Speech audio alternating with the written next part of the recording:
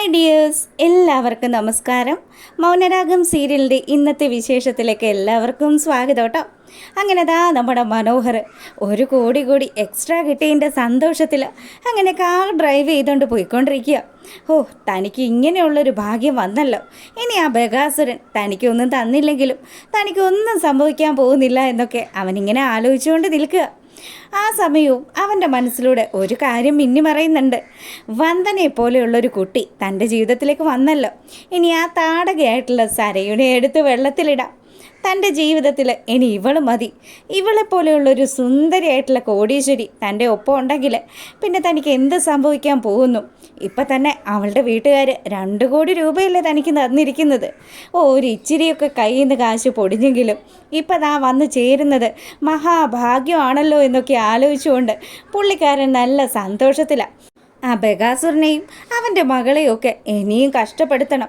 എന്നിട്ട് അവളുടെ കൂടെ നിൽക്കാതെ വന്ദനയുടെ ഒപ്പം നിൽക്കണമെന്നൊക്കെ അവൻ ആലോചിച്ചുകൊണ്ട് പോവുക. ഈ സമയമാണെങ്കിൽ ഒരു ടെക്സ്റ്റൈൽ ഷോപ്പിൽ പർച്ചേസിങ്ങിനായിട്ട് എത്തിയിരിക്കുക നമ്മുടെ കാർത്തിക. അങ്ങനെ അവിടെ വെച്ച് കാർത്തിക തൻ്റെ സഹോദരനായിട്ടുള്ള ഗംഗാപ്രസാദിനെ കാണുക. അപ്പോൾ തന്നെ അവൾക്കൊരു കാര്യം ബോധ്യമായി. കല്യാണിയെ എങ്ങനെയെങ്കിലും ഈ വിവരം അറിയിക്കണം. അവൻ ഈ നാട്ടിൽ വന്നിട്ടുണ്ടെന്നും അവൻ ആരാണെന്നും ഒക്കെ കല്യാണിയെ കാണിച്ചു കൊടുക്കണം. അതിന് പറ്റിയ അവസരം ഇത് തന്നെയാണെന്ന് മനസ്സിലാക്കിക്കൊണ്ട് നമ്മുടെ കാർത്തിക ഫോൺ എടുത്ത് കല്യാണിയെ വിളിക്കുക. അപ്പോൾ കല്യാണി നമ്മുടെ കിരണിൻ്റെ അടുത്ത് സംസാരിച്ചുകൊണ്ടിരിക്കുക. ആ സമയമാണ് കാർത്തികയുടെ കോള് വന്നത്. കല്യാണി കോൾ അറ്റൻഡ് ചെയ്തിട്ട് ചോദിച്ചു, എന്താ ചേച്ചി വിളിച്ചത്? എടി മോളെ, നമ്മളെപ്പോഴും ഷോപ്പിങ്ങിന് പോകാറുള്ള ആ മാളില്ലേ, അങ്ങോട്ടേക്ക് നീ ഒന്ന് വരുമോ? എന്താ ചേച്ചി, എന്താ കാര്യം? അതെ മോളെ, അവൻ ഇവിടെ ഉണ്ട്. ആ ഗംഗാപ്രസാദ് ഇവിടെ ഉണ്ട് മോളെ. ഞാൻ അവനെ കണ്ടു. നീ ഇവിടെ വരികയാണെങ്കിൽ അവനെ കാണാമെന്ന് പറഞ്ഞാണ് കല്യാണിയോട് കാര്യങ്ങളൊക്കെ കാർത്തിക പറയുന്നത്.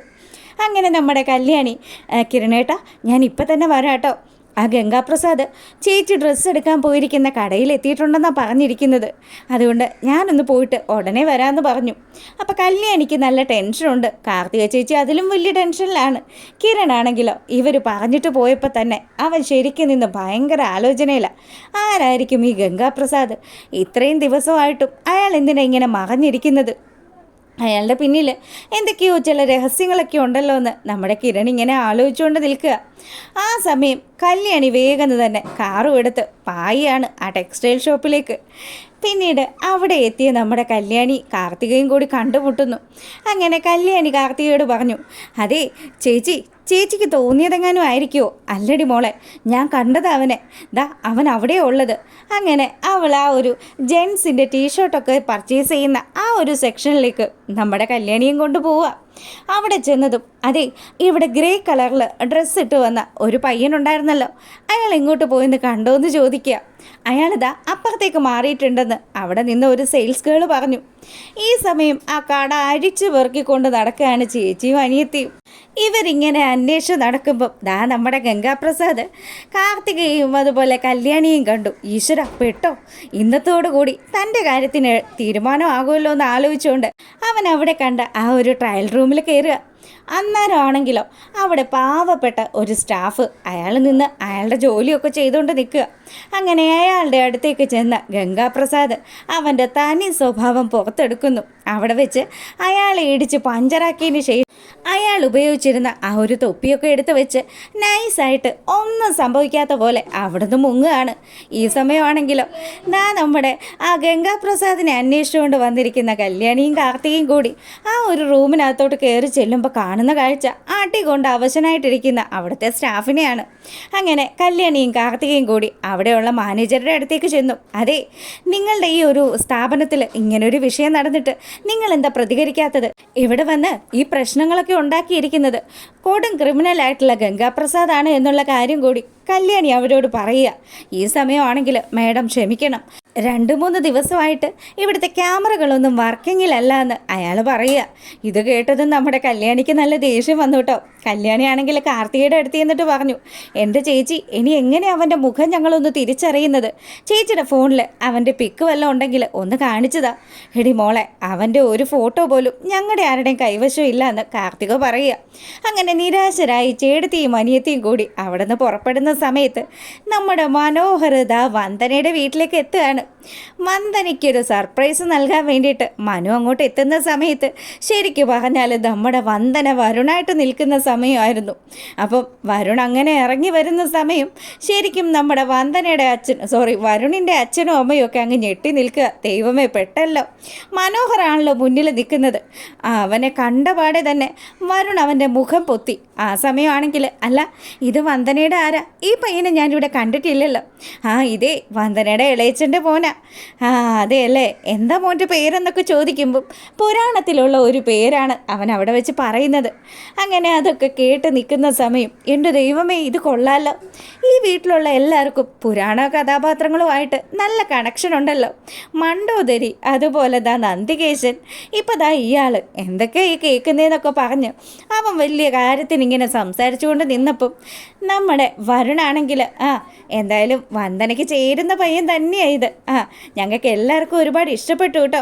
പിന്നെ കല്യാണത്തിൻ്റെ അന്ന് നമുക്ക് എല്ലാവർക്കും കൂടി അടിച്ചു പൊളിക്കണമെന്നൊക്കെ പറഞ്ഞ് വലിയ കാര്യത്തിനിങ്ങനെ മനുവിൻ്റെ അടുത്ത് സംസാരിക്കുക.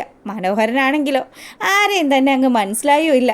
അങ്ങനെ ആ ഒരു സീൻ കഴിയുമ്പോഴാണെങ്കിലോ നമ്മുടെ വരുൺ നേരെ വരുന്നത് നിധയെയും അതുപോലെ ജുബാനെയും നിഷയെയും ഒക്കെ കാണാൻ വേണ്ടിയിട്ടാണ്. അങ്ങനെ അവിടെ ചെന്നതും നമ്മുടെ മൂർത്തീസ് ജ്വല്ലറിയിൽ നിന്ന് വാങ്ങിയിരിക്കുന്ന 2 മോതിരങ്ങൾ നിഷ വരുണിനും നിധയ്ക്കും സമ്മാനിക്കുകയാണ്. അതെ, ഇത് നിങ്ങളുടെ എൻഗേജ്മെൻ്റായിട്ട് നിങ്ങൾ കണക്കാക്കിക്കോണം. പിന്നെ അറിയാമല്ലോ, വരുണിൻ്റെയും അതുപോലെ നിധയുടെയും കല്യാണ ദിവസം ഏതാണെന്ന്. മനോഹറിൻ്റെയും അതുപോലെ വന്ദനയുടെയും വിവാഹം എന്നാണോ നടക്കുന്നത് അന്ന് തന്നെ ആയിരിക്കും നിങ്ങളുടെ 2 പേരുടെയും കല്യാണം. ഇതേ കല്യാണ ചേച്ചി മൂർത്തീസ് ജ്വല്ലറിയിൽ പറഞ്ഞ് പ്രത്യേകം പണി കഴിപ്പിച്ചിട്ടുള്ള മോതിരമാണ്. ഇഷ്ടമായോ എന്ന് ചോദിച്ചതും പിന്നെ ഗംഭീരമായിട്ടുള്ള ഡിസൈൻസ് ആണല്ലോ മൂർത്തീസ് ജ്വല്ലറിയിലുള്ളത്. എന്തായാലും ഇത് ഞങ്ങൾക്ക് ഒരുപാട് ഇഷ്ടപ്പെട്ടു എന്ന് പറഞ്ഞ് നിധയും വരുണും പരസ്പരം നോക്കിക്കൊണ്ട് നിൽക്കുക. അങ്ങനെ ഇവിടെ ഈ കാര്യങ്ങളൊക്കെ നടക്കുമ്പോൾ നമ്മുടെ 3 ഗുണ്ടകളും കൂടി ഭയങ്കര ഗൂഢാലോചന. അതെ, ഗംഗാപ്രസാദും അതുപോലെ നമ്മുടെ രാഹുലും വിക്രവും ഒക്കെ കൂടിയാണ്. അല്ല, കിരണിനെ കണ്ടിട്ട് എന്തെങ്കിലും മാറ്റമുണ്ടോ? എൻ്റെ പൊന്നെ, കിരൺ അങ്ങനെ തന്നെ കിടക്കുക മേൽപോട്ട് നോക്കിക്കൊണ്ട്. ഇനി അവൻ്റെ കാര്യത്തിൽ പ്രത്യേകിച്ച് പ്രതീക്ഷകളൊന്നുമില്ല. പക്ഷേ ഇന്നത്തെ ദിവസം ഒരല്പം ഞാൻ ശ്രദ്ധിച്ചില്ലായിരുന്നെങ്കിൽ ഇന്നത്തോടുകൂടി എൻ്റെ എല്ലാ കള്ളക്കളികളും വെളിയിലായേനെന്ന് നമ്മുടെ ആ ഗംഗാപ്രസാദ് പറയുക. ഇത് കേട്ടതിൻ്റെ രാഹുൽ പറഞ്ഞു, നിങ്ങൾ എന്തിനാ ഇങ്ങനെ ഒളിച്ചു കളിക്കുന്നത്? അവരുടെ മുന്നിൽ ഡയറക്ടറിൽ നിന്ന് ഫൈറ്റ് ചെയ്താൽ എന്താ പ്രശ്നം? ഫൈറ്റൊക്കെ ചെയ്യാം. പക്ഷേ ഇപ്പം നമ്മളുടെ എല്ലാവരുടെയും ശത്രുക്കൾ ഒരു കൊടക്കീഴിലാണ് ഉള്ളത്. അറിയാലോ വിക്രം, നിന്നെ ചതച്ച കാർത്തികയെ പൂട്ടാൻ പറ്റിയ ഏറ്റവും നല്ലൊരു അവസരമാണ് ഇപ്പം നിൻ്റെ മുന്നിൽ വന്നിരിക്കുന്നത്. അവളെ നീ തോൽപ്പിക്കാനായിട്ട് എൻ്റെ ഒപ്പം നിൽക്കുകയാണെങ്കിൽ നിനക്ക് ഒരുപാട് നേട്ടങ്ങളുണ്ടാവും. അറിയാലോ, അവൾ ഈ നാട്ടിലേക്ക് വന്നതും നിന്നെയും നിൻ്റെ അച്ഛനെയും ഒക്കെ തേച്ചൊട്ടിച്ചതും അതൊക്കെ അറിയാം ചേട്ടാ. അതുകൊണ്ട് തന്നെയല്ലേ ഞങ്ങൾ ചേട്ടൻ്റെ ഒപ്പം തന്നെ നിൽക്കുന്നത്. ഞാനും ഈ രാഹുലങ്ങളും എല്ലാവരും നിങ്ങളുടെ ഒപ്പം തന്നെ ഉണ്ടാവും. നമ്മൾ ഒറ്റക്കെട്ടായിട്ട് നിന്ന് കഴിഞ്ഞാൽ കിരണിനെയും കല്യാണിയെയും കാർത്തിയെയും ഒക്കെ തറ പറ്റിക്കാൻ പറ്റും. അങ്ങനെ ചിന്തിക്കുന്ന ഇവന്മാരെയൊക്കെ കാണിച്ചുകൊണ്ടാണ് ഇന്നത്തെ എപ്പിസോഡ് വൈൻഡപ്പ് ആവുന്നത്.